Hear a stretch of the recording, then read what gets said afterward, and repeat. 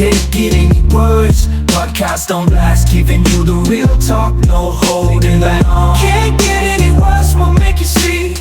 There's always a silver lining. We'll set you free, so join the movement. Let's change the game with the Can't Get Any Worse podcast. Welcome back to the Can't Get Any Worse podcast. Today we have a guest in studio. We have Mr. Jesse Parkin from PRKN Watches. How are you, mate? Good, brother. How are you? Yeah, I'm not too bad. Straight with a whistle in the microphone. That's interesting. Straight into the whistle, mate. That's how we do it. That's how we do it. I know. Are you good at whistling?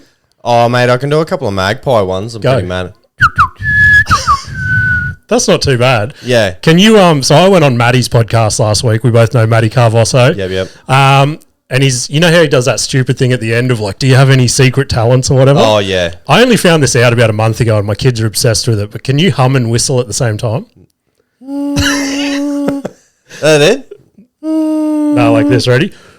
Oh, yeah. Yeah. Sort of. And that's how you start a podcast. And that's how we go. And welcome. Yeah. Anyway, I pitched to Jesse. I go, look, I'm not your typical interviewer. This is just a fucking general sit down shit talk. So I think before we do get into rambling absolute dribble about fucking aliens and whatever else comes up. Yep. Why don't you tell everyone who you are, what you do, so we get that out of the way straight away, and then we can fucking ramble. Who are? What am I? So hi, I'm Jesse. What am I? Yeah. They, them. No. No. So, mate, at the moment, I've got a few different hats that I wear, I suppose, in the real estate game, in the watch game, ex-police, bit of an ex-cabinet maker, bit of everything. Really? Yeah. True. So, I'm a cabinet maker. Are you? Yeah. So, yes. So there was a point in your life where you fucking hated your life as well. Oh, yeah, definitely. Yes. Fucking oath I did. And you're still in it. Yeah. How long has that been? Too long. I think 17 years, 18 years or something. Oh, fuck, mate. No. Yeah. So I, to be honest, I did know that because I was like, I should listen back to Matty's episode and get a bit of a gist. And I was like, no, I can't be fucked listening to him ramble again. So, I did know that, but then that just fucking took me off storm. So how long were you doing cabinet making? Mate, I was in it for 6 years. And as I said to Matty, the only reason I was in it for so long was because of the boys. Yeah, right. You know, I got the job. I sucked at uni. I went to go there. I did some IT, did that for 6 months. Realised I was just getting in more debt than it was worth. Yep. I couldn't program to save myself. Yeah, nice. And there was what do we call them, professors? Yeah, right. Yeah, let's go professor. Yeah, sure. He was like, essentially with coding, he's like, oh, one day it'll just snap. Yep. It never fucking snapped. Yeah, true. And I'm just looking at it like it's Chinese. Yeah. And I'm like, man, it didn't happen. So I pulled the pin, and my old boy, he had a mate. He's like, oh, yeah, look, I can probably get you into cabinet making. And I was shit on the tools, mate. I never did manual arts. Really? Mate, I was fucked. So I went over to Kiwana Kitchens, and obviously I could swing a broom. Yeah. So they were happy enough to put me on and give me a role.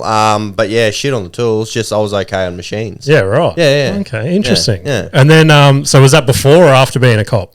No, this was before. Yeah, okay. Yeah, this was before. So, holy fuck, you've got a lot of transitions, eh? Like, how do you pivot from so what was first? Yeah, so it was, cabinet making was first. Okay, sweet. I did that for 6 years. So that'll always be your true love? No, fucking hell. Mate, I don't even know where my trade certificate is. Oh, really? No, fuck So you qualified and everything? I'm qualified. So you're already better than half the industry. Oh, yeah. I'm better than most cunts. Like, I didn't, just give it up. I do a lot of things out of principle and spite. Yeah, okay. Is what I find. I'm going to do it just to piss someone off. Yep. And complete it, but then I'll just, gotcha. now I'm done. Yeah. But no, it's in a drawer somewhere, man. Yeah, sweet. Yeah, no. To be honest, I don't know where the fuck mine is either. I've never been asked for it. Yeah, no. No one asked. Any kids listening to this, just rock up and say you qualified. Just rock up. And if you're that guy who has your cabinet make certificate on a wall in your office, you're a fucking douche. Yeah, that's one of the blokes I started this podcast with, Ash. He would have his framed up on his wall. He loves it. Lives for it. Oh, yeah, no. It left its mark, mate. But you got Nick, did you? Oh, yeah, I cut the enemy finger off. Really? So I got my dick finger. Oh, true. Yeah. Fuck. So that was a panel saw job. Yeah, okay. I only ever planed the edge of my pinky there, but it grew back all right. Yeah. In my first couple of weeks, fresh as apprentice. Yep. The tradie just goes, "Can you go plane this 16 mil down to 10 mil?" And I was just fucking stupid, so I was just going, "Oh shit." Yeah, like there it goes. so- And then after they stop laughing, they help you out. 100%. Yeah, That's what I tell apprentices these days. He goes, because I was freaking out. It was like the first big injury I'd had, like at work. Like I just saw blood and fucking skin missing. And he just pulled the masking tape out, wrapped it up, and goes, "I'll deal with it later." And I was like, "Oh shit." Yeah. Okay, cheers. Whereas these guys, fucking these days apprentices come up and they're like, "Oh, I've got a sniffle. I've got to go home." I'm like, "Oh, mate, mate, if they plane their finger now, that'd be I'm done. Oh, 100%. I'm out. See you later. No, definitely. No. So you went from that to being a cop then. So how does that all come about? Because that part of me did want to be a cop at some stage, but too much paperwork. Yeah. Look, it was one of those ones. There's a whole big backstory on it. We can go into it if you want, but essentially there was a change of life moment where there's something really stuck with me. So I've gone, fuck yeah. Well, not a fuck yeah moment. It was not a fuck yeah moment. But it stuck with me enough that I wanted to get out of cabinet making. And then that was just sort of like you know what, I'm just going to give it a crack. Yeah, cool. You know, so I looked it up and I'm like, this is what I need to do. It was like 6 months of, a bit of TAFE stuff. Yeah, right. Because back then it was a lot harder when I did it. Yeah. They were like, no, you needed to have full-time work for 5 years and you need to have so many 100 hours of tertiary education. Okay. And like I'd done year 12, but they were like, no, well, you need to upgrade and do some shit. So I think I did justice admin or something, justice administration, whatever. And then so I did that, and then I was working full-time, so that sort of ticked that box, really. Sweet. But now it's a case of you can just sort of, no, you're right, as long as you don't have a conviction, you're pretty well right to join. Yeah, okay, right. Yeah, because my cousin became a cop, and like, as soon as he graduated, the family was like, "Oh, he's the most successful person in the family." I'm like, I'm telling dick jokes on stage and fucking. Where's my recognition? Yeah, exactly. I mean, I'm getting Mr. Parkin Watches in my garage right now. Oh fuck, mate. It was it was a lot harder, but man, as I said, like it was the best 6 months. Like I went to the Townsville Academy. It was the best 6 months. Like made some really cool mates and stuff, cool. and fittest I'd ever been. Not like now. Yeah, mate, you're looking pretty good. Oh, better than me anyway. Mate, I'm sucking it in. You see me? I'm like, yeah, right. I'm fucking sucking it in. I'll turn the camera off so you can exhale. This is actually a nice chair too, so it's helping to push the back in a little bit as well. Nice. No, mate, it was cool. Did that then for 11 and a half years. So 11 and a half years, right? That's a decent stint. Was that all up Central Queensland? Because that's where you're. Yeah, Rock Vegas. Yeah, nice. Logan's cousin. Welcome home. Welcome home. Yeah. As we said before we started, I'm like, oh yeah, pulled in. I hear the sirens. I'm like, oh fuck, I'm home. I'm home.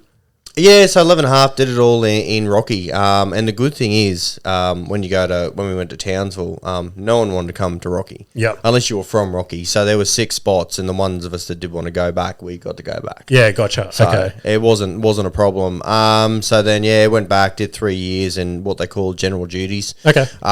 So your general duties are the ones that most people will see racing around town and stuff like that. Mm-hmm. They go to your day-to-day jobs. Whatever gets called in, they go to it first. Yeah, gotcha. They are your jack of all trades sort of thing. Right.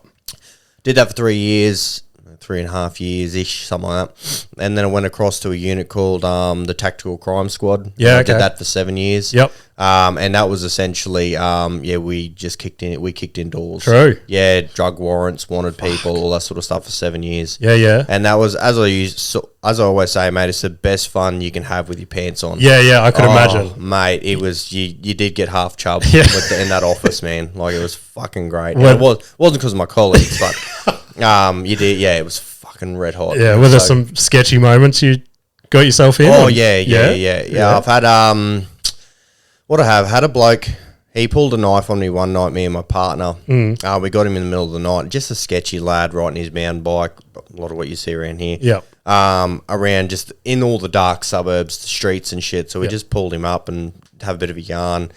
Thought he might have had a little bit of something in his pocket. Mm-hmm. So we're going to go do a search on him, asked him if he had anything. He said, yeah, I've got this, and pulled a fucking big boning knife out of his waistband. Fuck me. And so we sort of backed up. And yeah, like I didn't even get to get my gun out, and he sort of dropped it, and he's just sort of having a go at us, like, oh yeah, fuck off, and wasn't gonna do anything. I ended up throwing him against the car, and fucking we got into a wrestle and stuff, just because he pissed me off. Yeah. Bit of an adrenaline dump. But yeah, so we've had that.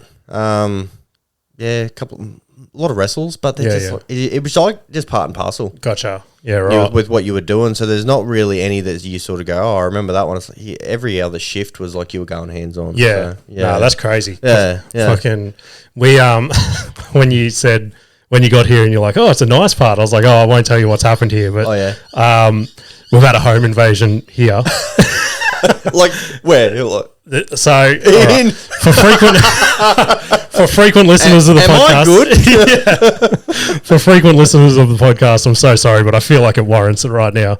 Yeah, my wife and I bought this place, and then one night we're watching the movie. One Saturday night, 3 people dressed as cops came, knocked on our door. They're like, "We've got a warrant to search the place," and I've never been searched. I don't know what the fuck's going on. Yeah, and at that point, it didn't seem right, but fucking, I just let them in. And then, straight away, guns out, had me and my missus on the floor, blah, blah, blah, looking for drugs and $25,000 worth of cash. Oh, shit. So, yeah, once everything settled, turns out this room, the podcast room, was a bit of like a meth lab. So... Right, that explains the decor. Yeah, I've left some of it off camera here just to give it that bit of that little bit extra. And because I see like that's where you'd hang people up on your hook up there, right? Exactly. Or that's where you're weighing like the meth and stuff. Okay. No, exactly. Good to know, man. Yeah, good to know. Just hit lock on that Hilux right now. Mate, I have. Like, where's the? Just double check it. Well, the wheel nuts are on there tight, but no. Yeah. Holy shit, mate. Because I did have another little moment as well where I was like, fuck, I'm going to look back at something just in case. So, again, Maddie, we both know Maddie, and I listened to your episode, and I knew that you somehow knew each other from up fucking Central Queensland somewhere. Yeah. So, when I was a young apprentice, cabinet making apprentice, rolled my boss's brand new work truck drink driving at Blackwater. So I was like, what a weird coincidence if Jesse was the cop that fucking... So I dug it up because I sent the boys the, what's it fucking called? Like the form you get when you get taken to the cop shop. Oh, yeah. And I looked at the bottom and it wasn't your name. I'm like, fuck, that would have been a cool coincidence. That would have been funny as fuck. Especially getting out of the car today, be like... Right. Yeah. It all makes sense now. It all makes sense. Yeah. No. Fuck, how good. Yeah, Blackwater. Yeah. So, I guess, weird transition, but how the fuck do you get all from that to watches? Because that's what... Yeah. Yeah. Man, I'm a random sort of bloke. Yeah. Like, I think I just start doing whatever I kind of want to do. Yeah, that's good. You know, so yeah, it was the cabinet maker. I suppose cabinet making in itself was just kind of like, I did it because I think a lot of shit what I do is because I don't like what I was doing. Yep. So like, you know, high school, finished that up, it is what it is. I went to uni. I didn't like that. So I'm like, well, I'm just going to leave. So do cabinet making. I don't like that anymore, so I'm just going to leave. Mm-hmm. And it was the same with the police. It's like certain circumstances, but I'm like, I just don't like this anymore, so I'm going to leave. So I jumped into real estate. Gotcha. But yeah, with the watches, it was kind of the same. It was looking for an escape from the police as well, because I knew I was coming to my end. Yeah. With that sort of thing. And so told the story a stack. But essentially what it was when I was in the police, all I ever wore was a G-Shock. Okay. Right? That's it. And, you know. I just saw you death stare my smartwatch. Yeah, I did, you fuck. Anyway, I won't. We'll get to that. We'll get to that. And so all I ever had was a G-Shock, and I was, when I say green, I was green in the watch world. Anyway, so wife and I and family, we went on a cruise. I think it was like 2017, something like that. Mm-hmm. And we were almost at the end of it, at the end of the cruise, and they have, like, it was one of those big fucking ships. Yep. So they have every store in there, including like a big jewelry store. And I went in there, and they had all these like fancy watches, and I'd never really seen like a fancy watch either.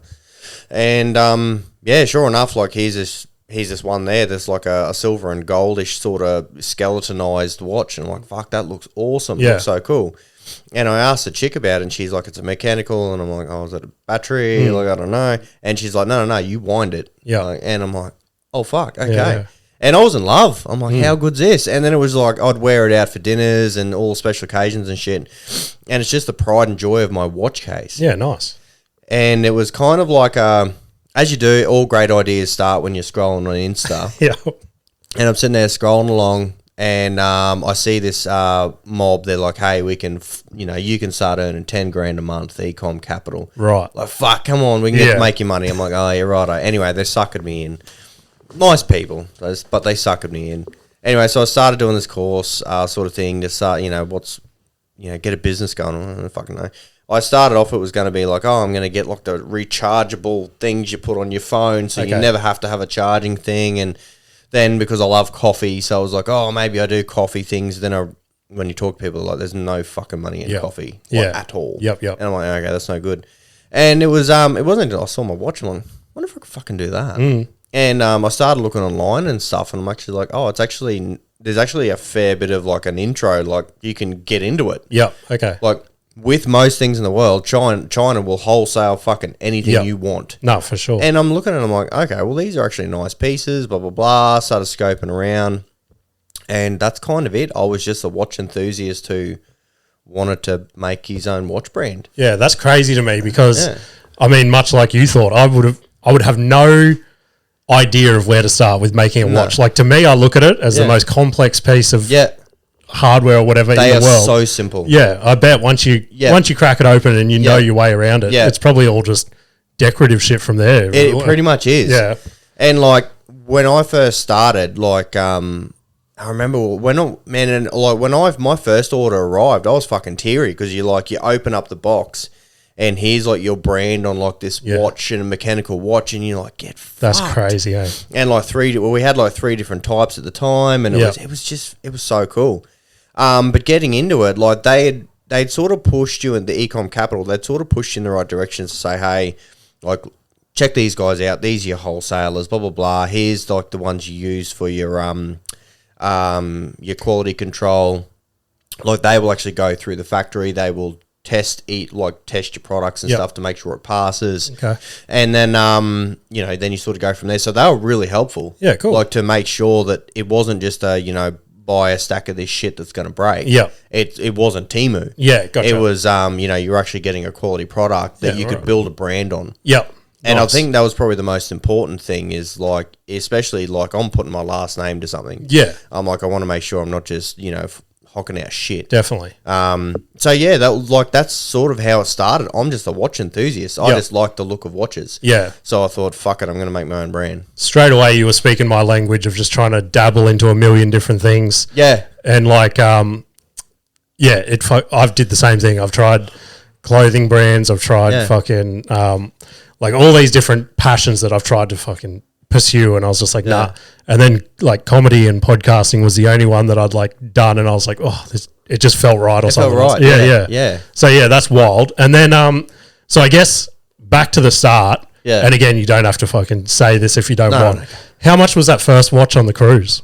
Because this is I don't even think it was $500. To be honest. I think it was on sale. Nice.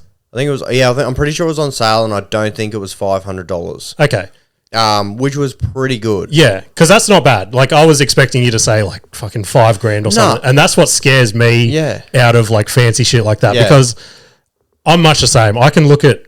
I'm obviously not as obsessed as you, but watches are something that I can see myself if I ever stumble into some money somehow. Yeah, I can see myself buying a nice watch or something. Like a lot of the big comedians that I like Bert Kreischer and Tom Segura and stuff. Yeah.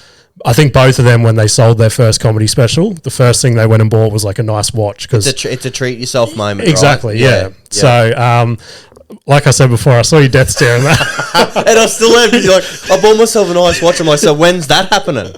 Oh, fuck. No, so I did stumble into this one. I actually, before I was wearing this one, so I bought it in so you didn't think I was a complete piece of shit. And this is, again, it's not a fancy watch, but I just thought pieces around it were cool. Oh, that's cool. And that's only like $200 or something, $250. Hilfiger. Yeah. Yeah. So, but like, I like how you can see all the dials and shit in there. Yeah. So, and I was looking back at your watches that you've posted on Instagram. Yep. The first, I don't know if it was your first one that you came out with, but it was, what was your first line called? And it might trigger my memory. Because it looked insane. What? When they first came out, I didn't even name them. I think it was, I called it like the first collection or something well after the fact, but I had 3. So they were called Legacy, Forged, and Shadow. Yes, that's Forged was the black and gold. That's the one. Yeah. Yep. Yeah, So as soon as I saw that, I was like, oh, fuck, that's nice. So that was super good, and I probably should have brought it with me. But I'm finding the one that I'm wearing now. I put a NATO strap on it, and it's just so comfortable. yeah, nice. And I'm all about comfort with them as well. Like, they can look nice, but if they feel a bit off, then I'll be put off by it. Yep. But yeah, so we had Forged, Legacy, and Shadow were the first three. Yep. And I was the same when I initially saw them. I think it kind of reminded me of the one that I had, where you could just see everything moving. Yeah. And that's what really attracts me to watches and For stuff. sure. Is that you can just see how, because I'm also a car head. Okay, So right.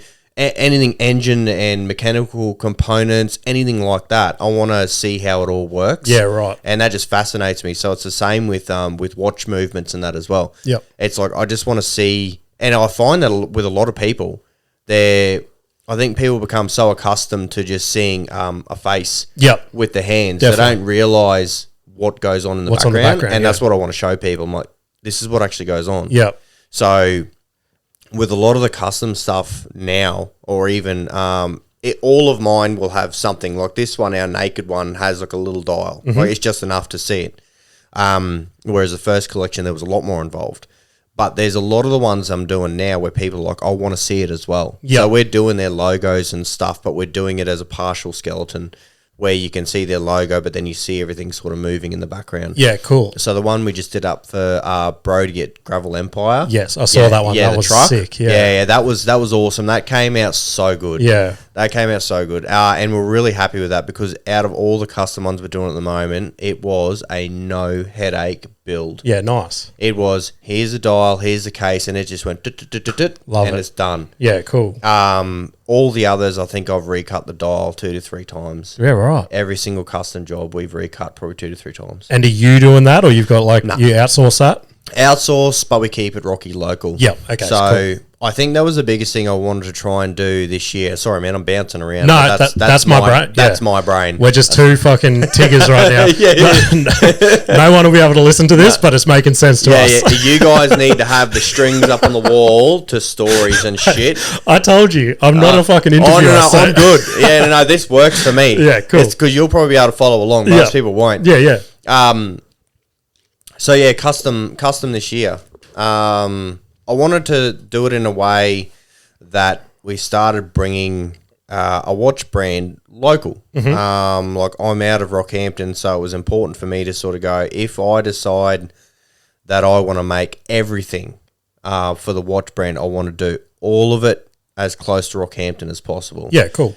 And we're getting pretty close. Like, so I still import the watch case itself, the movement and the hands, and the hour ring. So I import a lot of the parts, but we get the dial. So the design happens with me. The dial gets made by a local laser cutting and colouring company in Rockhampton. So they will do the actual face itself. Okay. And then it's assembled in Rockhampton as well and quality checked in Rockhampton. Yeah, nice. So we're doing all of the back end stuff. In Rocky, I'm already in chats with a local lad as well that does a lot of CNC milling and stuff like that. Yeah, cool. To start looking at, okay, can we? Is it viable, costing wise, for us to start making our own case? Yep, right. Can we do that? Yep. And then the next thing after that will be a band. Yeah. And then moving on and on and on from there. But eventually after that as well, I want to try and work with a jeweler. So we can start doing your gold and your diamonds and stuff like that, Yeah, and cool. incorporating them as well, because there is that want for a bigger, flashier watch. 100%. So we want to have that option. Yeah. Oh, nice. Do you think there's any like disadvantages? Like, Rocky's not the smallest town, but obviously if you're in a Brisbane or a Sydney or something like that, Yeah. would that open options or reduce costs or anything like that, or not really? Yeah, look, I think it's probably more on the expensive side for now. Yeah. But I suppose in this sense too, like, I'm not trying to make, we're not trying to bulk it anymore. Yeah, You know nice. what I mean? Like, the first one was 50 watches, the second order was 100. I'm not trying to do mass anymore. cool. So for me, I'm like, well, if I can handle a lot, I can control most of the costings locally, with margins and all that sort of shit, all the boring shit. And then overseas, I sort of know what my costings is to get it all over. So I sort of have a set price already for what a custom build is. Okay. I will try to keep it because most of the guys I'm sort of building for are blue collar boys. Yeah, nice. You know, so we're not trying to sell $5,000 watches or anything like that. You know, it's like we're just trying to do something for their brand and stuff. It's affordable for them as a business owner. Yeah, nice. You know, that's sort of where I'm at with it. Love it. To not make it too expensive. And I mean, yeah, it'd be cool to bring it down to Brisbane or Sydney. But what I find with the difference between what we're trying to do and what most watch brands do, which is why a lot of watch brands won't do what I'm doing, is they sell their brand. Okay. I'm not selling my brand. Yep. I'm selling your brand. Yeah, nice. Okay. So when someone comes to me and says, I own, an engine building brand, or I own, Brody's like Gravel Empire. Yep. And I'm like, cool, I'm creating something for your brand. Yeah, definitely. So there probably is the big difference is they are one-off pieces, one of one. Yep. Whereas, your Tommy Hilfigers, your Omegas, your Rolexes, they're making their brand is the thing. Mm-hmm. So Yeah, that's what you buy. You're buying their brand. Yeah, nice. So when you are in like the designing phase, how's that all come? Like, how the fuck do you design a watch? Yeah, good question. Good question. And I guess follow up from that. Yeah. Do you ever get like crazy with your designs and then just go, you're a fucking dickhead, you can't do that or anything like that? Some of them, it's you look, and this comes into a bit of the salesman in me as well, because it is a lot of like, hey, I will design something and then I'll look at it and go, is it possible? Mm-hmm. And then if I think it's possible, then I'll show them. Okay, cool. So they'll come to me with ideas. Like a lot of the time, I'll do a bit of like a stalk on the socials. Yeah. What are their color palettes? Like, what are they into? All that sort of stuff. I just pictured you stalking mine and just making a dick watch. Yeah, that's it. Just their second hands are just dongs. Yeah, exactly. Just going around. And to be honest, I would fucking love that. Yeah, you probably would. Well, at least I know now. I can. Let's just make a dong watch. Yeah, exactly. Make a dong watch. So I suppose that's it. I just go stalking. Yeah. And have a look around at their color palettes. Like the Brody's one, like the truck that's on it's actually a redrawn of one of his trucks. Okay, right. So he sent me through like 5 or 6 like snaps of like the trucks he uses on a day to day. Gotcha. And we just sort of said, okay, well, out of all of them, that's probably the one I like the most because it's a front facing sort of on an angle. You can see all the details. It's his truck, it's his brand. So then we just go, well, let's just redraw that one. Yeah, so nice. he knows when he looks at it, he's going, well, actually, that's the photo that I sent him. Yeah. So yeah, we go on a bit of a deep stalk, I suppose, for sure. and see what sort of works. I get a lot of feedback off them as well. Yep. Sort of go, what are you into? Like, well, when we first made one for Dave Casey from SWL, we did a see-through honeycomb, and a lot of people sort of vibed with that. Yep. So the War Speed one that we built, that was not a see-through honeycomb, but it was like a green honeycomb because his whole thing is green. Yep. So we did that. So that was probably a lot of it is like that, man. Like just go, okay, well, I see your brand is a lot of black or a bit of gold, or if it's a silver, then that's sort of what we'll play with. You want to offset the hand colors with the case colors and make sure the face pops, but you don't want to have it too much where it's not going to work. And then you don't want to overcrowd it either, because if there's too much going on, then you'll sort of lose yourself in it as well. So it's got to be simple enough, but complex enough. Yeah. That tricky line. Yeah. So do you enjoy that type of shit? Would that be like that'd be your favorite part of the whole process? Yeah. Oh, definitely love designing it, but when it when you actually see it come together and you go, that's exactly what I thought it would look like, and that's how it turned out. Yeah. And that was really cool with the gravel one, because I've gone exactly what we thought about is what it looked like. Yeah. Yeah. What color was that watch? Because gold. It was gold? Okay. Because when you first showed it in the video, like you did like a spin or whatever, it looked like a browny sort of matte brown sort of color. And then I saw gold and I'm like, fuck, I wonder what color that is in person. Like, So it's it was a gold oak case, gold hands. Yeah. And then the face they'd done in a gold, but it was a slightly different sort of a goldy color because it's a print, like a color print. So trying to match them exactly was a bit of a thing. But in the end, it was gold and the gold movement in the back. Yeah, cool. Because you did another custom watch for one of our can't get any worse favourites around here. Your 100th watch was for Yes. Mr. Isaac. Yes, Mr. Yeah. Isaac, mate. He's one of our biggest supporters around here. I He- reckon if there's anyone that likes my posts more than you, it's probably him. Yeah, So, yeah. Mate, he is, Isaac is just an absolute champ of a supporter. Mm-hmm. Like, he will go through and just like. But yeah, we built a custom one for him as well. He's got sort of, his green hearse. Yeah, exactly. Yeah. So green hearse, he had like a Grim Reaper, sort of driver, Yep. that sort of thing, big blower out Yep, the front. yep. And he wanted, in the end, because I think I'd shown a video of like my one that I built had like lumen hands and stuff like that. Yep.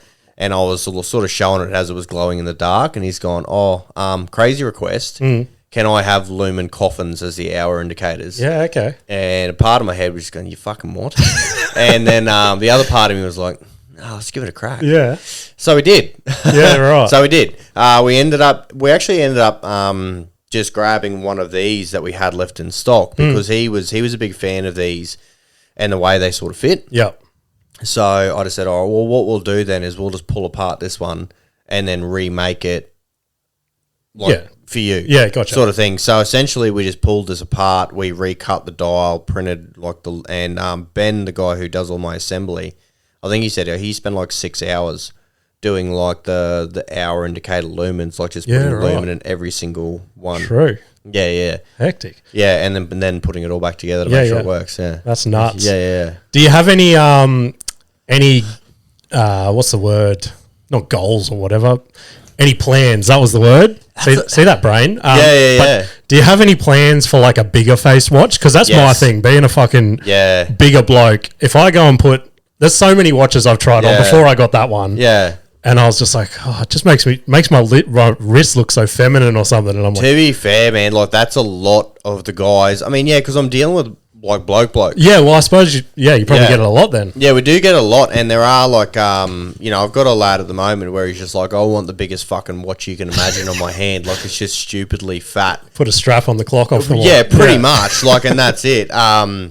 So there is, and I think because I've started having a look at, so the movements that we use on ours are all Seiko movements at the moment. Okay. But in the Seiko movement family, like this is a bit nerdy watchy stuff, but there's the Miyota movement as well. So the Seiko and the Miyota are the same Japanese family. Mm-hmm.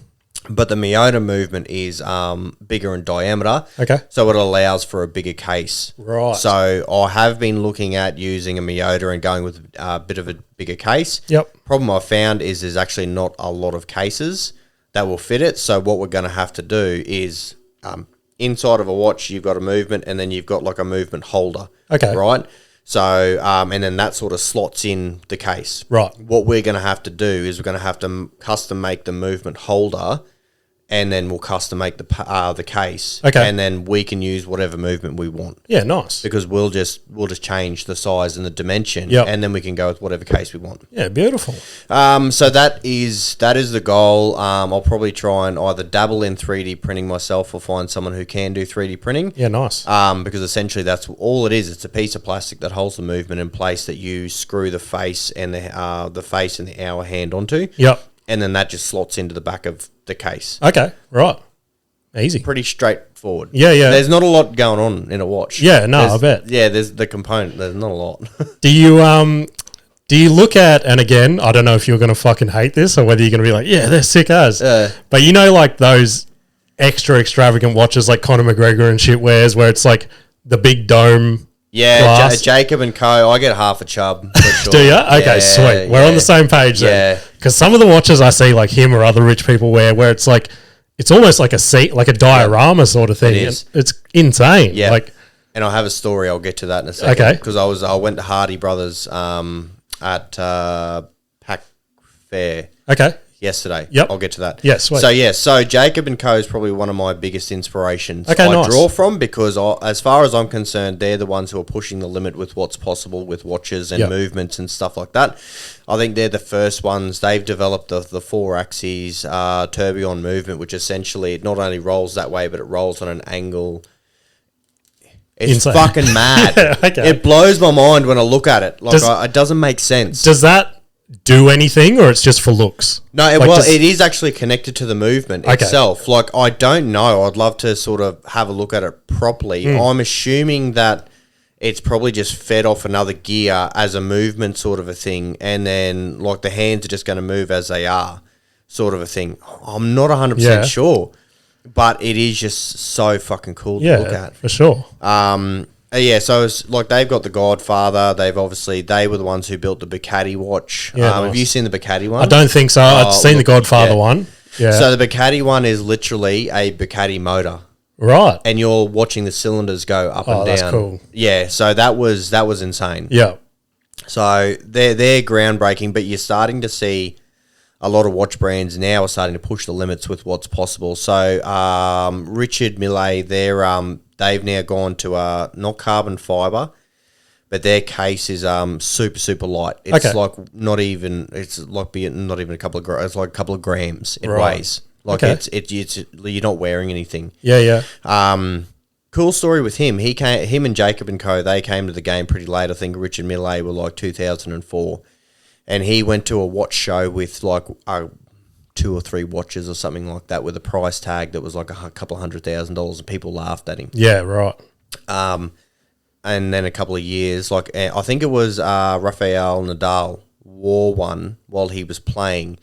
And it showed the capability of you can play a hardcore tennis match and wear this watch and it's not going to break. You won't even know it's on your wrist. It doesn't impact the play, and then sold. Done. Yeah, right. And then now he's become probably the highest value watch that you can buy. We're talking $300,000, $400,000, millions in some cases if they're a limited edition. So what you're saying is you're just waiting for Brisbane's hottest open micer to start wearing a Parkin watch. Yeah, that's it. When you make it, you come to me and you're like, I'll make you your mate. I made it watch. Yeah, my dong watch. Your dong watch. Yeah. So when it's on Netflix, I'll just do this at final credits. And the dongs will be fucking ticking. What's the time? It's cock o'clock. Cock o'clock. Oh, fucking hell. Fuck. No. So anyway, story. Yes, right. So usually when I'm outside of Rocky and you have all your flash watches and shit like that around, I love going into those stores, especially when it's a store that it's like there's security waiting there. Yeah, right. Okay. They're like, you can come in when I open the door for you. I don't go to those stores. I know. I'm intimidated. It gives me too much I'm very anxiety. intimidated. Yeah. And especially because I'm pretty sure I wore most of the same what I'm wearing now yesterday walking into like these stores. Yeah. But I downplay it because my wife, Nick, she's just like, they probably know that you can't afford that. Yeah. And I'm like, but billionaires dress like this as well, 100%. right? Because they downplay it.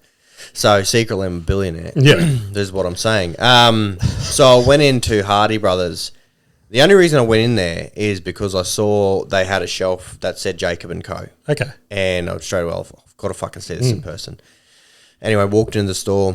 And there's a lady there, lovely lady. She's like, hi, how are you? Anyway, straight over to the Jacob and Co. And because I saw they had one of their Casino Royale watches there, so their roulette wheel. Yeah. I don't know if you've seen them or not. I think I've seen that one, yeah. So I'm like, I've got to see this up close. A lot smaller than what I thought it was going to be. A story of my life. Yeah. So got up close. And I'm going, wow, like there it is in all of its glory. And she said, this is actually the last one in the world available. Really? And I didn't allegedly, and I didn't know if she was telling the truth or not, or if she just had 5 out the back like Rolex do. Yeah. But at the same time, she's like, no. She said, look, there were 101 made, all 100 are sold. This is the last one in the world. Mm-hmm. And I said, yep. Okay, so what's the price? $477,000. That is this insane. Fucking thing. And I'm like, wow. And I kept a straight face. And I think because I kept a straight face, she's just looking at me just like, oh, this guy must have money. Yeah, seeing who breaks first. Yeah. That's it. I'm just like, oh, yeah, that's kind of what I expected. That's kind of, yeah.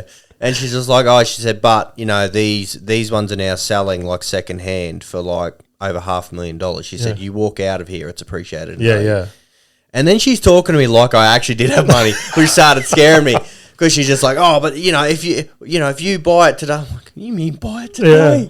I'm like, that's someone's house. So I'm like, no, it's all right. So I downplayed it. I'm like, yeah, look, I might come back. I walked out of there and a bit of piss had come out. Yeah. I'm like, holy fuck. And then I told Nick, I'm like, hey, there's a watch there for $477,000. Were you hoping part of her just said, well, off you go. Oh, go no, get it. mate. Like, yeah. So $477,000, mate. That's insane. Yeah, and they had some others there as well, which I think she was like, that's like 100 of those are made. In the cabinet next to it was like, she's like, there was 30 of those made. Yeah, I didn't right. find out the price on those because I'm just like, fuck. Yeah, right. Yeah. So other than obviously a Parkin watch, Yeah. what watch would you go and buy? Because that's like, and I guess what shops do you even go to? Because to me, I just go to like a fucking jewelry shop, I suppose. Like, You go to the specialty ones, and I would go to an Omega. Okay. Now, Nick and I went to Singapore last year. And like for those who haven't been to Singapore, like it is a bit of a fashion mecca, right? Like there's like you go to their shops and it's a lot of high end shit. yep. And I was a kid in a candy shop because they had Patek Philippe, they had Rolex, they had Omega, they had they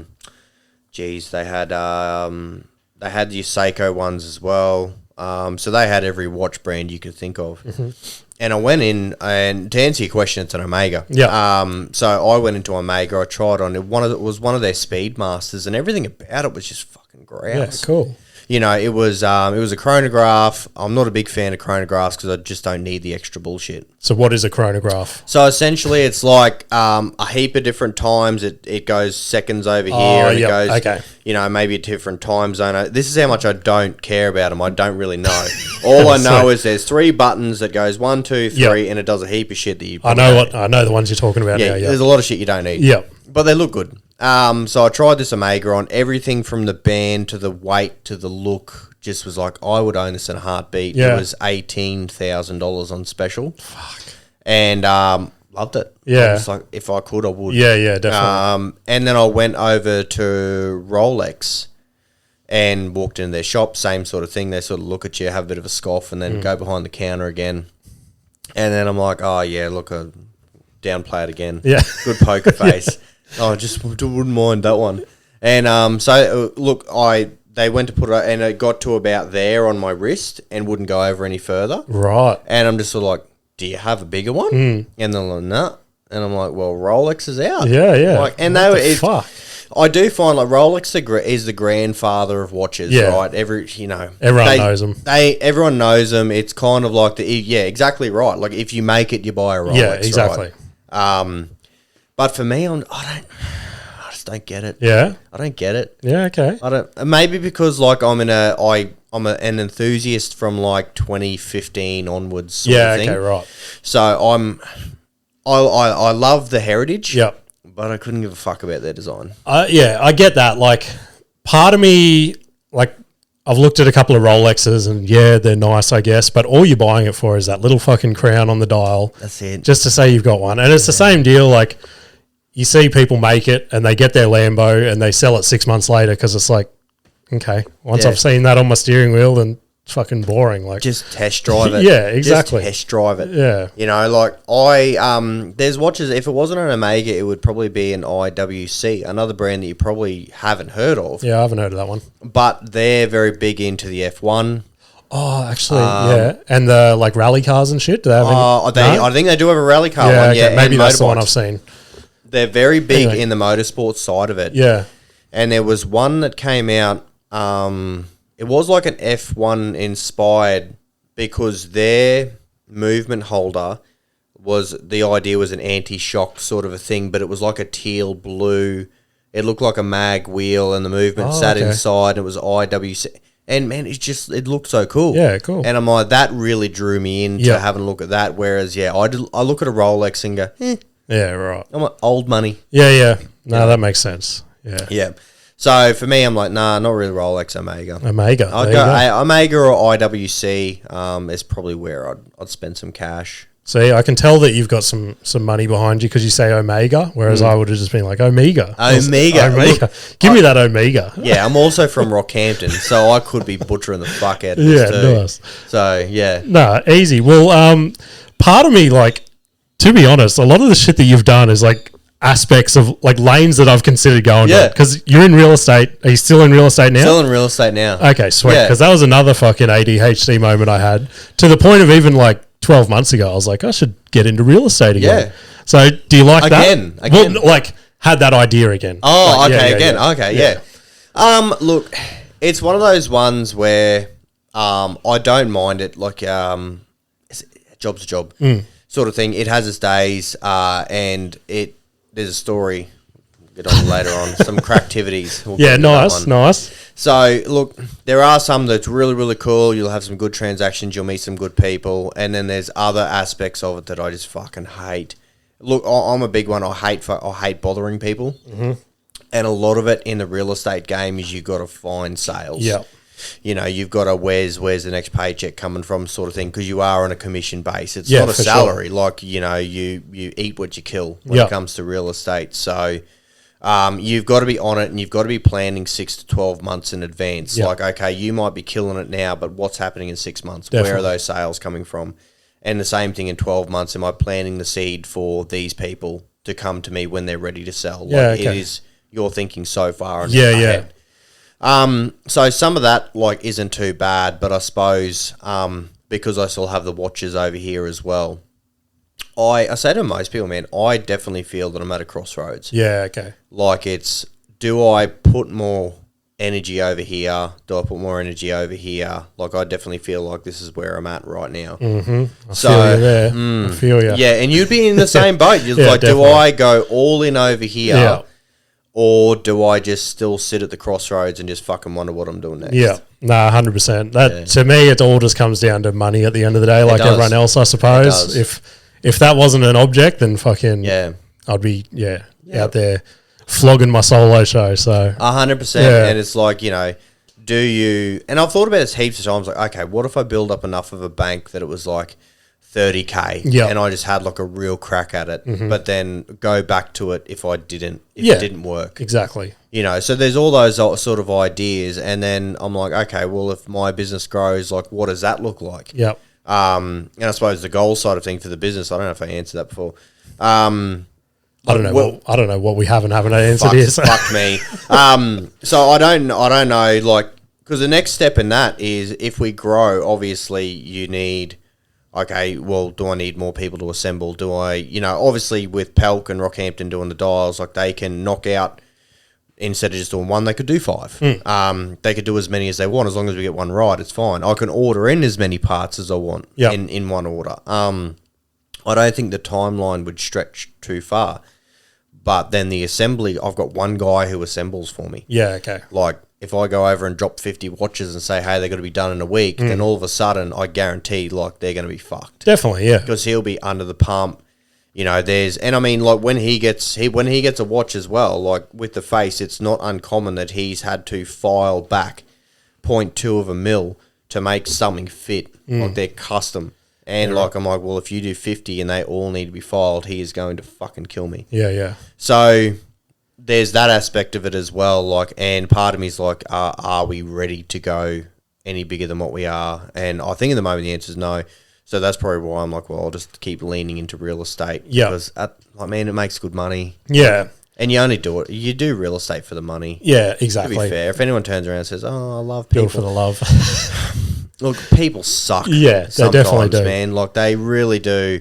And, like, at the end of the day, it's just like, you know what, you were such an asshole to deal with, but I got paid. Yeah, yeah, exactly. So. Yeah, no, that'd be my big reason to stay away from it, is I fucking hate dealing with people. So, but I think that's good to have your mind, like, realistic like that, to fucking go, okay, we're not quite ready yet. Yeah, but one day, like, I think it's good to have patience. Yeah, and I am definitely not a patient person. Yeah.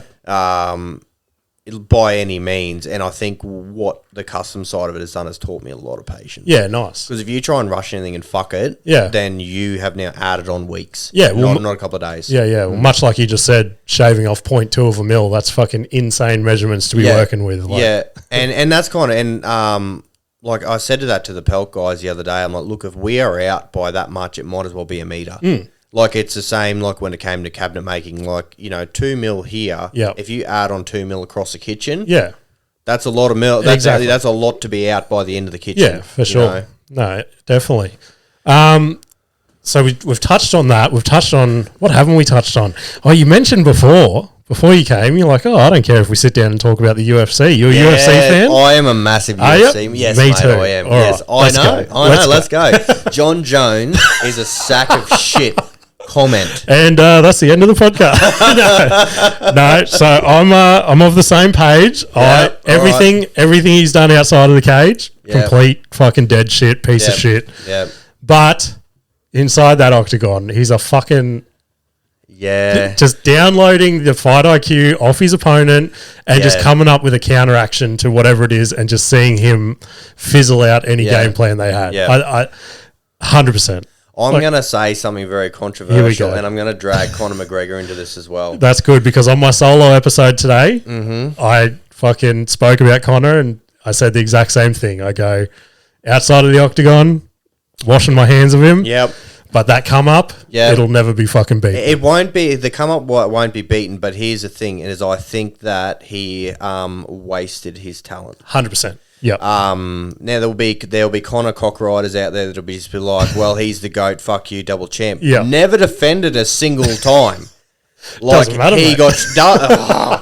he fucking got stripped for inactivity and doing lines of coke and beating people in a pub. Yeah. That's what happened. But he does have a Jacob and Co. He does have fuck. He got me there. Oh, fuck. So, and that's the thing, is I look back at like Connor's the same, like his rise, like you can't beat the rise that he had. Same with Jones, youngest UFC champ. Like who the fuck comes in with like a flying knee at the current champ? It's insane. There's isn't the it? confidence of a bloke who's and I see that, and I'll go to Ilya shortly, because I think that with his head screwed on properly, people are fucked. 100%. But with Connor, it was like, knocking Jose Aldo out. Like, that's exactly how I planned it was going to go. Yeah. If he had have kept his head on, he would be GOAT. Definitely. He would be GOAT. Without a doubt. Without a doubt. Yeah. There's no question about it. If he had kept his head straight, he would have been in there's not even a GOAT conversation. Yeah. It would have been like, you are the GOAT. So, yeah. Yeah. Yeah. I think it's that age-old thing of, like Connor said it, he was a plumbing apprentice, and then he fucking He was gave it all hungry. up. Yeah, he was hungry. You give a young kid, because how old was he when he won the title? 26, 27 or something? Super young. Yeah. You give a 27-year-old that much money. Yeah. I would have done it 100%. Yeah. Like, I would have made a complete fuck of myself. Yeah. I rolled the boss's work truck drink driving because I had a $1,000 living away from home allowance. Yes, sir. So imagine me with millions of dollars. So And that's the difference. You go from being hungry to well-fed. Definitely. And you go, well, why do I need to... Okay, and especially when he had... what was it? What's his whiskey again? Proper 12. Proper 12. Yeah. Okay, so bought into that, sold it, and then you get half a billy. Yeah. And you're like, I don't need to fight. And that's the key thing. Yeah. I don't need to fight anymore to make Definitely. money. I'm not hungry. Yeah. I am super well-fed. Why do I go... Okay, oh yeah, they want you to fight such and such. Fuck off. I'm going to fight Mayweather. Yeah, definitely. And they're like, no, we don't want you. I don't care if you don't want me Yeah. to fight Mayweather. I'm fighting Mayweather. Yeah. I think that's Dana's big thing these days, is he is not letting anyone get look bigger at than... Francis. Yeah, exactly. Yeah. It's like, I want to do boxing. It's like, no. It's like, well, you let Conor do it. yeah. Oh, fuck. Fuck, you got me Knew there. that would come to find me. Yeah. So you mentioned Ilya. I think he is the Connor that Connor should have been. Yep, He's fucking 100%.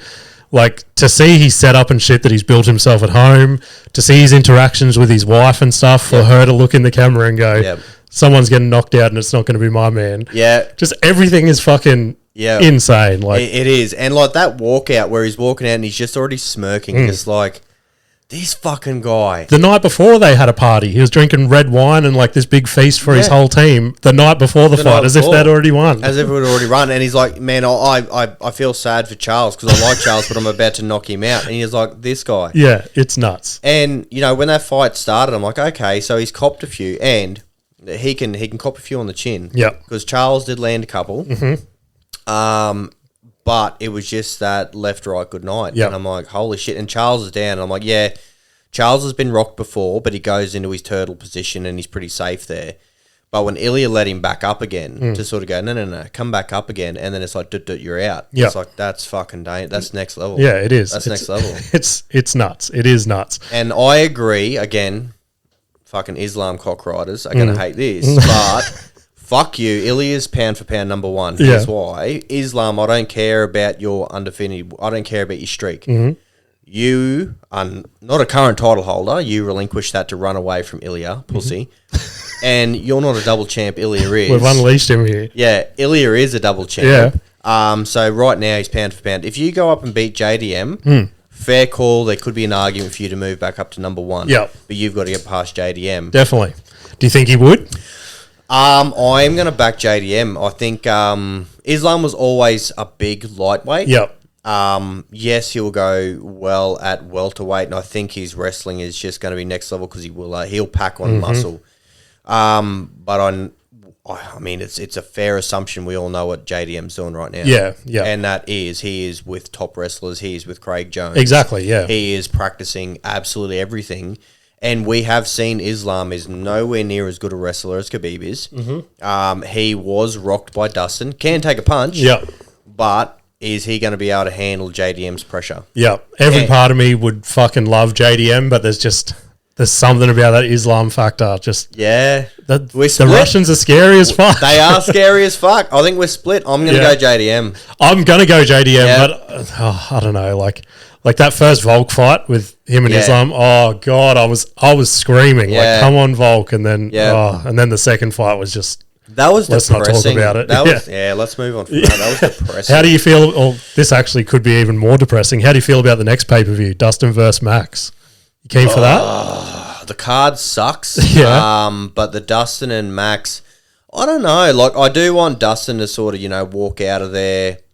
But will Dustin retire? Like, how many times has he done? Like you said, this is my last dance. I'm like, we've been to this ballet before, brother. Like, definitely. You've said the last dance before. Definitely. And I don't want to see Max lose either. Like, he just got knocked out by Ilya. Yeah, they're both two of the fucking good guys of the UFC. You don't want either of them to lose, but fucking, if it is Dustin's last, you sort of want him to have that fairy tale. I also don't want him to be 3 up on Max. Yeah, well, that's true. It would be nice for Max to have one, because otherwise, like, Dustin wins, Max knows he'll never get that back, because Dustin's like, see you later, brother, I'm gone with your belt. Yeah, exactly. And you'll be like, that's depressing.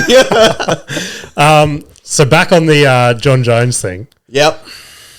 He's announced that he's back in the testing pool. I wonder why. His retirement is short-lived, as predicted. Who do you think he's coming back to fight? Not Aspinall. No, I agree. Yeah. I don't think that. I think it's Alex. I don't think the UFC. Pereira. Yeah. I don't think UFC wants to do business with Francis, and I don't think Francis wants to do business with them. Would it be a super mega fight? Absolutely. Will PFL likely let Francis go? Probably not. And Dana will not do a crossover, so I'm leaning against it being Francis. Yep. Part of me does say Alex, but Alex also probably wants to get one back on Ankalaev. Yeah, I agree. I think, and Alex has come out and said this as well. He's like, I've got unfinished business in fucking light heavyweight. So I think UFC would have to give him a heavy fucking purse to make him move up and fight someone like John Jones. And I probably would have been in the same mindset, but I think now that the UFC's sold like they're part of that big TKO shit now. Yeah. So it's not necessarily just Dana going, fuck Francis. He's got a lot of people to keep happy these days. So I think if they go, look, we need to fucking make some money, whatever it takes to get Francis back, let's make it happen. And look, to be honest, it would be a win-win for everyone. I think not even UFC, I think every MMA fan would love to see a legit crossover. Definitely. I want to see a card, because we have seen some fighters come across. Yep. And not too well. No, definitely like Pitbull comes across and just has a shocker. 100%. And who was the one before him who was exactly the same? No, it was what was that one with the weird name? He just fought and has had a terrible fight, except for the last round. Had a weird name. Who'd you say before? It's featherweight. He fought. Oh no, we've got him. It's in Volk's category. He fought. Who was the Mexican that Volk's fought and beaten? that'll help me backtrack. Yair Rodriguez. Yeah, Yair Rodriguez, the last one that he fought on the last pay-per-view, he had come across from Pitbull. No, it wasn't Pitbull. It was anyway, it'll come Pinky, Tinky, whatever it was one of those. Anyway, he came across Aaron Pico. No, he hasn't fought yet. No. But he's been signed. Yeah, there was one in the last card that came across and everyone was just like, oh, this guy, he's going to he's going to finish the whole division. And did fuck all. Yeah, okay. And that's what makes me think, okay, are there the caliber of fighters that aren't just retired UFC fighters? Yeah. They could come across and put on a good stink. Yep. Or is we all just waiting for Francis Jones at the end of the night? I think so. That's a big thing. I didn't realize this until I saw it on paper of how bad Michael Chandler's record in the UFC has been. I think he's had like 5 or 6 losses or something in the UFC. And look at the ones that he's beaten. Yeah, exactly. But if he wasn't so good on a microphone, he's fucking gone. So, but we did see a crossover a couple of years ago. Who was it? It was the Bellator crossover with ONE FC, I think it was. Yeah. They had champions versus champions, and it just didn't. I guess maybe because the UFC wasn't involved, it just wasn't quite the spectacle everyone expected. That's like 2 toddlers having a scrap. Yeah, pretty much. And that was fun for a couple of minutes. Yeah. Till they start crying. Yeah, exactly. You're right. I think if UFC and that's one way for UFC to really cement themselves. If you go, well, guys, just do a crossover so you can beat the tar out of all their fighters. Yeah. And just show UFC is the pinnacle. I think everyone knows UFC is the pinnacle. 100%. It's the NFL or the NBA. It's ONE FC. I think ONE FC is just a dog's breakfast because they have too much shit going on. There is a lot going on. It's a lot to keep up with. Yeah, I do like their hydration testing. Yeah, I think that's good. I'm a big fan of that. Yeah. Sort of gets to a point where it's like, look, you can't keep cutting weight. And to be fair, it's kind of on you for leaving it to the last minute. Definitely. Anyway. Yeah. Because I don't want people to die. Oh, 100%. Yeah. So yeah, but yeah, John Jones, interesting. Interesting. Stay tuned. Now I did see something, whether or not it was clickbait the other day, something about light heavyweight. What was that? Something along the lines of, maybe I could go back down to light heavyweight. Oh, right. John Jones back John Jones. Right. Okay. And now, again, it could have just been one of the many fucking MMA Facebook feeds that claim to know what's going on. Yeah. But that could be interesting. Yep. It could be. He did have a long time between light heavyweight and heavyweight because he made a big point of saying, I chucked on all this muscle, but really he just got in there and looked fat in the first one. Definitely. He looked a lot more staunch, again, in Stipe. Yep. So, but I do wonder, can he cut? What's his walk around weight? Can he get back down to 205? That's true. I don't know if he can, to be honest. I don't know if the big money, Alex versus John would be a good fight, but anyone else though, the money is, and another fucking concept I saw thrown around is, the UFC does get Francis to come back. However, fucking Aspinall's been sitting out for so long. Give Aspinall Francis, so he's got to fight. I would, and then the winner of that gets John, and then either way, John's ducked both of those at some point. Yeah, he's got to face one of them. Yeah, they're now the new champion. I like that story as well, but. How good would it be, like the shoe on the other foot? It's like, we're not chasing you anymore. You're chasing us. If you want this title back, you've got to get it through me. And does Jones still have it in him? Well, that's it. I think quick money, the quick thing to do would just be sign Francis versus Johns. Yeah. But to build the story and give the UFC the upper hand again, Francis versus Tom, winner of that gets John. So I don't know. It's all it's the Real Housewives of the UFC, isn't it? It is. And then when I saw, there was and then here's Cyril Gane. Oh, no one gives a shit about Cyril Gane. That's it. And that's a big reason why I think they just have to get this Francis deal done, is because who else? Yeah, who's Tom going to verse that's going to make you pay $60 to watch? I'm not. Unfortunately, if they line him up against Volkov, I'll just wait to see the knockout finish later. Exactly the same way. The only one I would pay to see in the heavyweight, and it's never going to fucking happen because he's ranked 14 now, is Tai Tuivasa. Yeah. And that's purely because he's an Aussie that I'd fucking pay the money for. So, and what a run he was going on too, until he got put out. Yeah. But every fight I watched, as much as I fucking loved him, I was like, it's a matter of time. It's just that head down swing. That's all. That's what it was, and that's what I think everyone loved about him. Is it was just I'm coming in here to swing. Yeah. And that was it. But unfortunately, when Pavlovich, that was kind of the end of the story. Yeah, Like, I knew it was coming at some point, but I was like, "Fuck, this is fun to watch while it's happening." yeah, that's it. They're just both an swinging. Aussie fucking swinging and then drinking a beer out of his shoe at the Fuck end. yeah. And I reckon that would have been, that's why Dane is like, look, let's just try and get him a shot. Yeah, definitely. Because like that is moneymaker right Yeah, there. That he is was moneymaker. he was the only character they had for Yeah. fucking a while in that division. So Yeah. yeah, heavyweight is it's lost at the moment. I don't know what they're going to do with it. Yeah. But anyway, is there anything else you want to add? Anything coming up that you want to plug? Personally or UFC? Oh, you're making your UFC debut? Yeah, fuck yeah. No. No. Jesse versus John. What a fuck. Yeah, actually, yeah, I'd have more of a chance getting in the ring. He won't fucking Oh, here fight, we go. mate. He Listen to won't. him. Fuck him. Podcast Royale 3.0. Here we go. Fuck him. No, mate, I don't have a whole lot actually coming up for the rest of the year, mate. Nice. There's no special releases for the watches. We'll keep doing the custom stuff. Yep. Probably catching up with a few different potties throughout the rest of the year. Maybe nothing really big on, but nothing really on the horizon, mate, which is kind of nice for me. Yeah. There's me and the wife are going to Finland for a white Christmas. Beautiful. So that'll be nice. Yeah, Just yeah. sort of get away for a couple of weeks. But no, mate. No, not really. Cracktivity story. Oh, yes. Lucky. And fuck. Yeah. Okay. All right. Go. Right. So, and because we had a chat about this, will fall into the can't get any Perfect. worse. Because Right, that's, okay. I was about to say, fuck, we forgot to do that. Right. So, we'll go into the real estate side. And now, okay, if you haven't been playing along, real estate agent, Yep. right?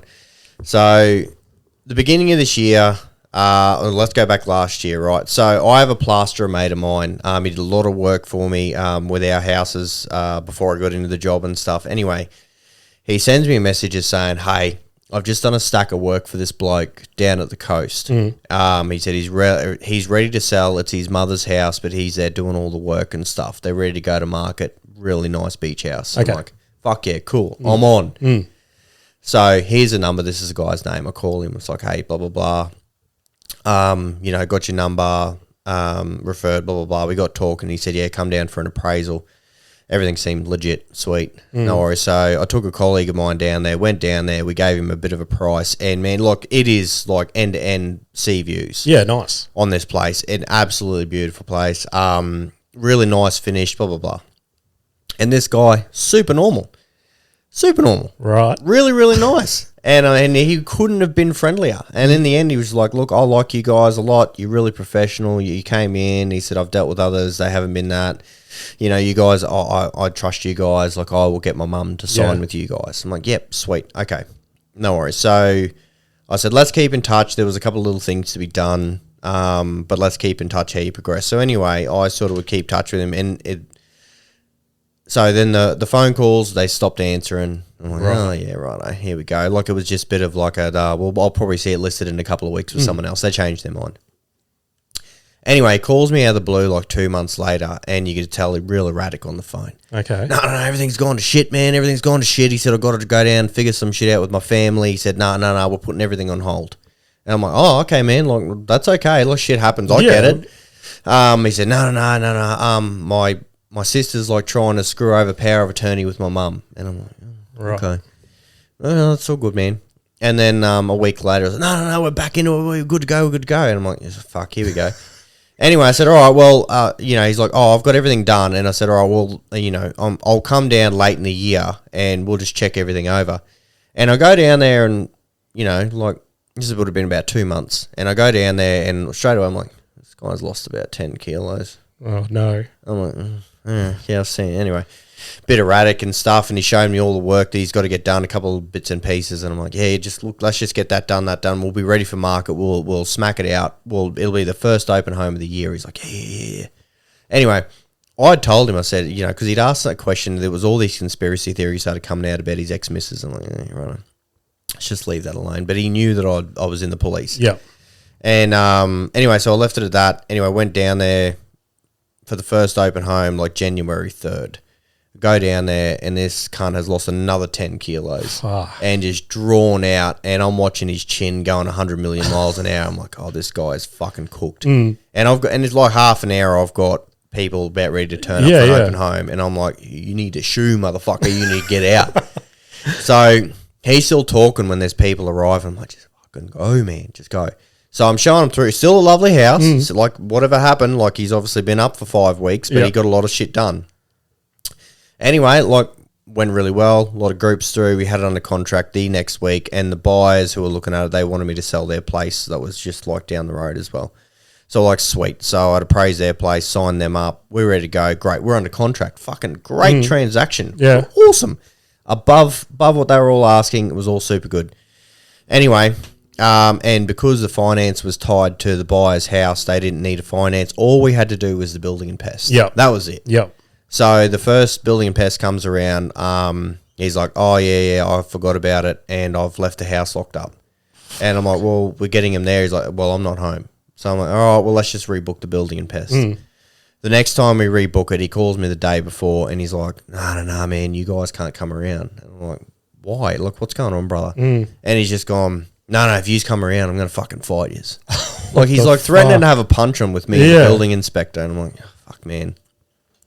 So he said, no, there's still stuff I've got to sort out with my family. Yeah. Like, you know, there's something going on with his power of attorney. And, like, then it was just all these conspiracy theories started coming out in the works that, you know, like, he had another house to sell, and, like, you know, his ex-misso had falsified an identity, and she's gone overseas, and she's taken the kids. And, like, it was started getting wild. Anyway, so we're like, all right, well, let's book it again. So third time. Same thing. He calls up my office this time. I'm listening. I'm just going to reset that camera. Yeah, go for it. Keep going. Yeah. So then we arrange it for, I think we're on the third or fourth time. And he calls up my office the day of the building and pest, and he goes, yeah, I'm in Rocky. My car has shit itself. I've left the keys in the car. And anyway, I'm now at a friend's place and I can't get back to my car, so you can't do the building and pest. Right. 4. And then we come around we'd arrange it again for the 5th time. And by this time, like, so he's like the son, and I'm dealing with the sister down in New South Wales. And by this time, she's just like, fuck, I've had enough of this cunt. Yeah. And like, she's like he's just talking absolute nonsense, blah, blah, blah. And I'm just like, you know, he's cracked out of his fucking brain. Yeah. Right? And you told like, her that? Yeah. And she's just like, yeah, I know. Like, this is not the first time. So I got the big rundown the family. Like, they all came from money and blah, blah, blah. But when the dad died, like, all the money disappeared. They just spent it all. And he's had a problem with, like, meth ever since. Yeah, gotcha. So anyway, came the 5th building and pest. And I said to the sister, I said, look, if we can't get in this time, I said, look, the buyers are happy to keep extending it. I said, but just fucking deny it, because we've got to put a stop to this at some point. So anyway, the buyers were ready to extend it again. She said, we're not going to, and the contract fell over. So we lost the buyer's house. Yep. They pulled theirs from the market as well, so we couldn't sell that one. And then this one was now like dead in the water. Yeah. So we're like, okay, all right, is what it is. Let's and we couldn't even try and put it back on the market because he just wasn't letting anyone go through the house. Yeah. So we started going down the route of like a warrant of possession, essentially, which means we've got to get a court order and get them, or get the court to issue a warrant to pretty much get the police to go around there and drag him out of the house. Yeah, okay. And we had gone to the family had gone to the local police, and they were just like, well, unfortunately, he sort of falls under a tenant rules. Yep. So you can't just fucking get him out of there. Like, he has rights as well. So they were going down that route. Anyway, we're like, okay, righto. So I was still engaging with people. We just kept it online. So I'm like keep getting calls and calls and calls. And I'm like, can we get people through this thing? And she's like, yeah, this is the timeline, blah, blah, blah. And look, this could have gone on for like months. Anyway, so the sister has enough. She calls the old crackhead's ex-missus. Yeah. And the sons. And says, I'm having trouble. He won't fucking leave. So they turn up as a family. Fuck off. But when they go through the house, he had taken a hammer to the whole house. No way. So he had smashed all the marble bench tops in the kitchen and in the bathroom. He had torn holes in most of the walls. He had also smashed through one of the floor tiles so badly that it went through to the subfloor. Fuck me. Because it was on like a bit of a cliff. Yep. So yeah, the only reason it didn't have a big hole down to the bottom was because there was like another more like wood sort of for the subfloor. Yeah. So like he's caused like 30 grand's worth of damage. That's insane. So we're like, yep, okay, that's where we're at now. Yeah. So it was just to progressively just sort of like we started off with this really fucking nice house, could not get an inspector through, lose another house because of it, and then it's like, okay, well I can finally get people through, but now he's caused 30 grand's worth of damage to the house. So we finally get down there, change all the locks and everything like that. He's been booted. Yeah, I'm like, yeah, righto. Well, this house is fucked, but we're still going to try and sell it. Yeah, yeah. So and they still want the same money. Oh, the money right. hasn't changed. Yeah, Like, well, okay. we still want the same money. It's not our fucking fault. And we don't want to go through insurance. That's fucked. because they've already made heaps of claims because he's done this before, Oh, okay, right. as I found out later on. So, like, okay, all right. So anyway, it was a Friday afternoon, and I said, right, I'm going down with my handyman to see what he can fix and how much it's going to cost. And I said, you know what, fuck it, I'm going to get some of these buyers to meet me there, and I'm going to walk them through. I don't give a fuck about this damage. Yeah, yeah. So we got, I think I managed in about, so from Rocky to Yapoon's about 40 minutes. Okay. I think I ended up getting about 7 buyers to come down to the house in that time. Yeah, cool. So we got 7 people through, another 3 offers on the house. All of them were above asking. All of them had said, we'll take it as it is. We don't want anything fixed. Yep. So we're like, yep, fucking sweet, we're on. We ended up getting it under contract again, and then I get a call from the neighbour who I'd been talking to, and she's gone, just to let you know, he's just turned up in a stolen car, and he's reversed into the garage door and fucked the garage door. Fuck me. And I'm just, fuck. So I'm like, okay, all right, no, righto, is what it is. So the new buyers, like luckily the buyer who now owns it, the house is settled, so I'm happy to talk about it. Yeah. So she's now gone, well, fuck, okay. Look, I have insurance on the house. We'll get it done. Yeah. We agreed that the sister or the mum and her would go 50-50 in the garage door because it wasn't either of their fault, but someone's got to pay for it. Exactly. So we're like, yep, no worries. Okay. So we're under contract, like things are moving forward. Old mate sort of fucked off. I think we'd half sold that situation. Anyway, we got the house valued, and then the valuer goes through and goes, look, I value it about here, but I agree with the contract price because of how much fucking damage this guy's done. And then sends it off to the bank, and the bank goes, no, well, you don't have an operational kitchen or a bathroom, so we're not lending you any money. Fuck me. So then we had to get all the work fixed. That's insane. So we ended up getting handyman and stuff like that. I think within that week, they had redone all the plaster and paint. And I'll say this now, the buyers did it. Yeah, right. Okay. Oh, I just let the buyers say, here's the fucking keys. Yeah. Like, let us just go in and fucking do it. So they went in, did all the plaster work and painting. They regrouted the tiles in so that it didn't look like they were all smashed up with a hammer, because there was like 20 tiles on the ground that were smashed with a hammer. And then they replaced the bench tops with like just Bunnings bench tops. Gotcha. Did all the bathroom and stuff like that just to get it to a point where it was back in January. And then we got the valuer to come back through the following week, and he said, well, it's exactly the same as what I thought it was, but you've now fixed it.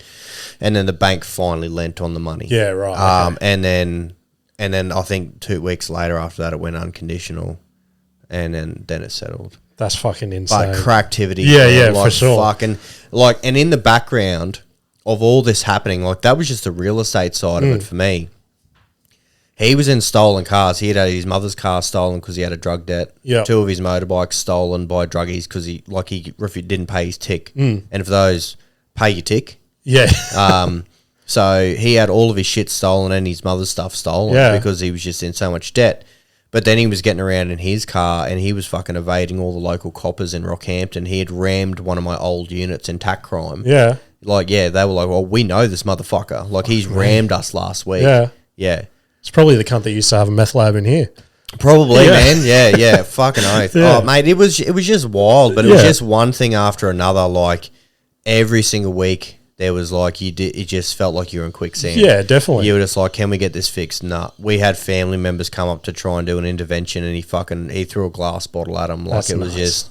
What like, a fuckhead. Mate, so that settled, I think it was like 6 and a bit months. Yeah. And there was...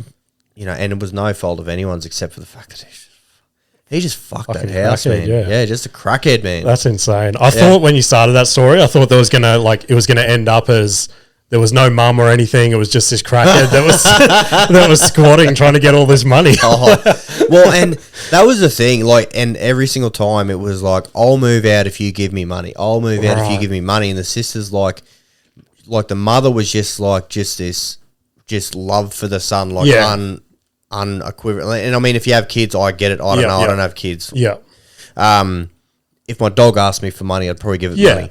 You know, but it was one of those things where she just would not say no. Yeah, gotcha. Like, you know, like none of it was his fault. He was, you know, it was all the crackhead friends that did everything. And it was like, no, it's your crackhead son that did all this, man. He's the ringleader. Like, the neighbor next door was like, literally, I can see him through the windows with a hammer just smashing the fuck out of your house. That's fucked. And, but yeah, so now, and just to put a nail in the coffin for him, he had 2 houses in Yeppoon. So I sold the mother's one. And now I'm just about like his wife's one, well, his other house with his ex-wife. I just sold that one. Okay, right. So it's like, fuck you. Yeah. I'm taking all your money. No dramas.